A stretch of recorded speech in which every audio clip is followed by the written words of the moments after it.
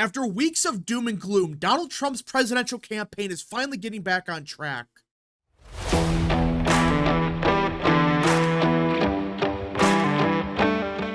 What is up, people of the internet? It is me, Real American, back again with a new video, and today we have to talk about the 2024 presidential election because it appears that Donald Trump's campaign is finally back on track. Yeah, that's right. After weeks of criticism about let's face it, a very underwhelming campaign since the RNC, it appears they got the message that what they were doing beforehand just wasn't working. Now, I am not saying the campaign was a disaster beforehand. I was just saying it was underwhelming. Like, Trump was doing one event a week. JD Vance was at least on the campaign trail more. But still, it's like, what, 2 to 3 events in total? That's your campaign? Meanwhile, Kamala Harris and Tim Walz, they're doing like 2 to 3 events a day. Now, granted, these events, they last like 5 minutes and they call it a day, but at least they're doing something. But before, like, I would say last week, it seems like the Trump campaign, they were kind of just, coasting. Like, they've really thought that they had this in the bag. There's no reason to really campaign. We're going to win in a landslide. I really believe they got complacent. But it seems like they finally realized, no. Like, we might be the favorites, but there's a possibility that Harris can win. So let us stop just not doing anything, and let's actually campaign. Let's actually do something.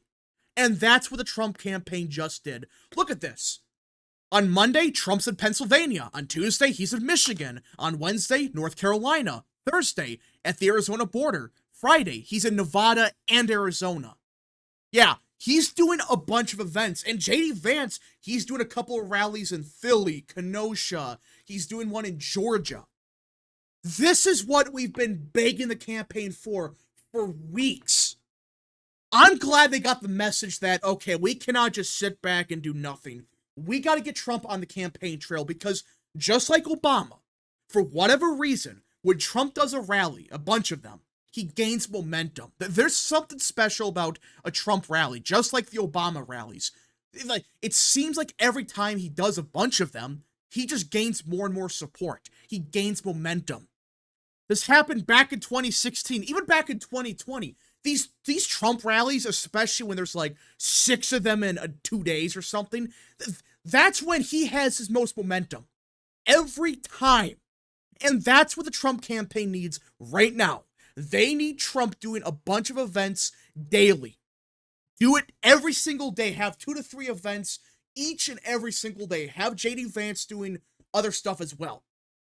This is what we need. And I was asking for 2 to 3 events, maybe even 4. But they said, you know what? Let's do 6. Just in 5 days, we're going to do 6 events. Yes. And that's not including Vance. Vance is doing for himself. This is what we need. The Kamala Harris quote-unquote surge, it's artificial. It's not going to last. But it can last if the Trump campaign does nothing. And they must have realized that, oh crap, this momentum she has, it's artificial. But if we just sit back and do nothing, the artificial surge could become a real surge. And that's why they decided, you know what? It's time we get back on the campaign trail. We're doing a bunch of rallies every single day. Not just, one event a week. No, we're doing it every single day. And isn't it very odd that the second that Corey Lewandowski comes back to the campaign, this happens? Granted, there's a possibility that these events were prepared beforehand, but they just had to announce it, I guess. But I wouldn't be one bit surprised if Corey Lewandowski was like, no, we're going to make Trump go on the campaign trail. This is when he's at his strongest, when he's doing a bunch of events. Again, I don't know what it is about a Trump rally, but every single time there's a bunch of them, not just once a week, a bunch of them, like 3 to 4 each day. Again, I'm not saying do that right now, but of course, towards, the end of October, that's when he's going to do like 4 rallies a day. But he gains momentum when he does like 5 to 6 rallies in 4 days. That's his strength. That's his bread and butter. That's what the campaign needs to get back on track. And they realize that. While Kamala Harris is at the convention, which, by the way, might be a disaster for Democrats if there is a riot, this is perfect counter-programming. While Kamala Harris is dealing with that, Trump could be on the campaign trail doing events in Wisconsin, Michigan, Pennsylvania, Arizona, Nevada, Georgia, North Carolina, etc. The states that Trump needs a win. It makes perfect sense. But that's not the only thing the campaign has done recently that I think's very smart. And you could tell that this is a change of messaging and tone, whatever you want to call it. Just look at their new ads. Now, I know this is from MAGA Inc., and this is technically a super PAC. It's unaffiliated, blah, blah, blah. I get that. But let's cut the crap. Campaigns work with super PACs all the time, just indirectly. They don't do it directly, just, oh, he said, she said, he said, Trump wants this. That's how they do it. Well, look at this ad from MAGA Inc. I was robbed. They tried to run me over with a getaway car. He almost killed me right over here. He was laughing as he fractured my skull. Amanda's attacker was an illegal immigrant drug dealer arrested twice before, but released by San Francisco DA Kamala Harris. If Kamala Harris hadn't let him out, this never would have happened to me. Kamala put violent illegals, convicted felons, back on the streets. Kamala just doesn't care about protecting people like me. Make America Great Again Inc. is responsible. Yeah, that's the ad they're up with, and they're not spending just $5. Look at this. They're up with $41 million in future reservations in Pennsylvania, $6 million in Georgia, $5 million in Michigan, $6 million in North Carolina. They're not spending nothing. They're spending a lot of money. Which, by the way, so much for that narrative that the Trump campaign has no money, they're spending nothing. Bullcrap. But these are the type of ads that could destroy a campaign.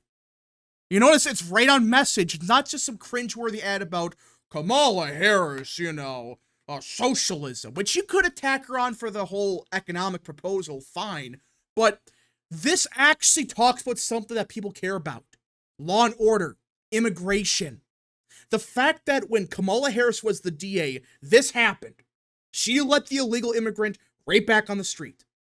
And it nearly cost the life of an innocent woman. Yeah, so it's ads like this that are effective. They're gonna work. It's emotional. It's like, wait, you're telling me that Kamala Harris didn't do a damn thing about this illegal, just let him back on the street, and it nearly resulted in the death of an innocent woman. That's an effective ad. That's how you do it. Not just, socialism and call it a day. No, explain to people how she's radical. Explain to people that she was the DA of San Francisco when it went down the toilet, or started to. She was a DA that did crap like this. And this was like 15 years ago. This was before what we're seeing now. This is going to work. If the Trump campaign focuses on stuff like this, how Harris is insane, she has a radical record, it's going to win them support. It's going to work. Don't talk about stuff people don't care about. Again, I'm not saying the ads beforehand were bad. I think some of them were good. But I really believe, as of now, this is the most effective ad. And they're up everywhere with it. It's not just, they're up with it in North Carolina and that's it. No, apparently it's everywhere. They're spending money in all the swing states, and it's ads like this. This is how you blunt the Harris momentum. Because let's face it, a bunch of voters, they don't know about this. Like, some of them might know that she's a bit left-leaning, but they may not understand how far left we're talking about. They may think, she's left-leaning, but she's not insane. Well, stuff like this can make people wake up and make them realize, oh crap, this is who the next president could be. No, I'm not going to vote for that.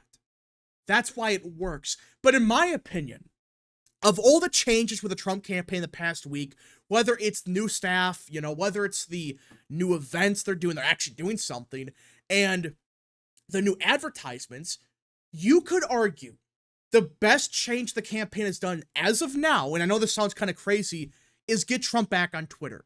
Now, I am not saying this is going to give Trump a landslide. That's not what I'm saying. But what I am saying is this was always stupid not to use this Twitter account. You have 89 million followers. And the potential outreach of this is even more. You're talking about hundreds of millions of people that he can reach out to for free. He just posts a tweet on anything. Like, for example, he posted the same ad that we just saw on his Twitter account. It's stuff like this that It's small on paper, but when you realize, wait, that's 1 million people that watched this. That's 31 million people that saw that. 5 million that saw that. That's a lot of money that you would potentially have to spend to get the same level of advertising. Again, I am not saying this is going to give Trump the election, but it's smart. It's basic stuff like this the Trump campaign, for whatever reason, was avoiding. Like, it's free advertising. You get your message out to voters very quickly, and for what cost? Nothing? You lose nothing by posting on Trump's Twitter account. That's why I'm saying small changes like this, they can go a long way. Hell, they posted the entire Trump rally on his Twitter account, and 8 million people have watched it. 8 million. No other social media platform can give you that type of reach. Hell, no TV advertisement can give you that level of reach, especially for free. Again, this is not going to give Trump the presidency, but it's about time the campaign realized, hey, we have a Twitter account with 90 million followers we're not using, and it has a reach of even more people. Maybe we should use it. Maybe we should post our ads here. Maybe we should, post statements. That's how you reach voters. Again, not everyone's on Twitter. I get it. Twitter's not everything, of course. You don't win an election through Twitter. But this is how you get your message out there ASAP. And I would argue you should use the Twitter account for even more. Anytime Kamala Harris tweets something, anytime Kamala HQ posts something cringeworthy, well, why don't you use this account and quote tweet it and debunk it and say, see, this is a full clip. All right, that they played a 5-second clip that's out of context. Here's the full clip of what I or even JD Vance said. This is just basic stuff. It's small, but I think it works. I think it's the best form of outreach the Trump campaign can get for free. And I'm glad the campaign is using this more often. Now, are there other changes the Trump campaign should do? Yeah. I still think the campaign needs to emphasize early voting. They're slowly doing that. They're getting better, with Swamp the Vote, but it needs to be more. Encourage people to vote early. You got an early vote operation. I've heard it's not perfect, but it's way better than 2020 and even 2022. It's actually an operation. People actually can get people out to vote. It's not just, 5 people in the basement trying to get 10 million people to vote. It's an actual operation. That's the only significant change I would make right now. But keep up with this messaging. Keep up with using the Twitter account and keep up with the events. Again, it's all small stuff, but it adds up over time. It really does. And I think the campaign, they're getting to the point of realizing, yeah, we need to do 3 events every day. We need to focus more on law and order, immigration, and just use the Twitter account. Trump doesn't even need to use it. Just post on it like every day, a couple times. Quote tweet, good advertisements. And of course, use it for Twitter Spaces. Use it to get your message out there to millions of people, uncensored, unfiltered. You don't have to give a statement to NBC where they're going to splice it up and then cut things out of it. This is the full statement. That's how the Trump campaign can do this effectively. And I think they're getting to that point. Anyways, folks, thank you so much for watching. If you guys did enjoy this video, smash the like button down below, subscribe, share with your friends, hit that little bell, follow the social media accounts in the description down below, and of course, join the channel today. Godspeed to all of you.